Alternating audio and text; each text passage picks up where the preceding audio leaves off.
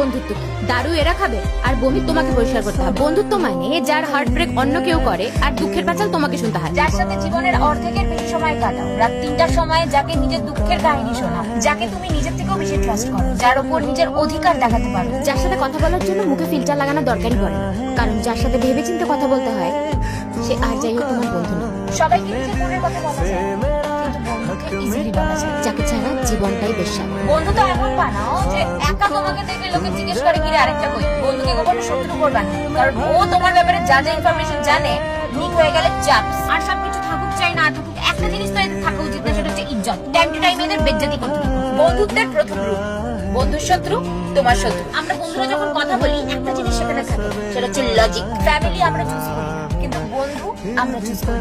ভগবান যখন কারোর সাথে ব্লাড রিলেশন করতে ভুলে যায়, তাকে বন্ধু হিসাবে পাঠায়। আমরা আমাদের সমস্ত প্রবলেম বন্ধুদের সাথে কেন শেয়ার করি জানো? না, এই কারণে না যে ওরা আমাদের সলিউশন দেবে, এই কারণে যে ওরা কখনো জাজ করবে। কিন্তু সব থেকে খারাপ কখন লাগে বলো তো? যখন তুমি কাউকে ক্লোজ ফ্রেন্ড ভাবো, বাট সে তোমাকে ভাবে না, মানে ওই লেভেলে ভাবে না। বন্ধু দরকার, কারণ ভালোবাসার মানুষটা যখন কষ্ট দেয় চোখের জল মোছাতে বন্ধুই আসে। বন্ধুকে গুনে গুনে এক দুজন, যার জন্য তুমি সব করতে পারো, যে তোমার জন্য সব করতে পারে, বাকি সব ভিড়। বন্ধু না। প্রেমে ধোকা খেলে আমরা বন্ধুকে গিয়ে বলি, কিন্তু যদি বন্ধুই ধোকা দেয় কাকে শেয়ার করব? তাই বন্ধুত্ব করলে সবসময় এখান থেকে করো, এখান থেকে না।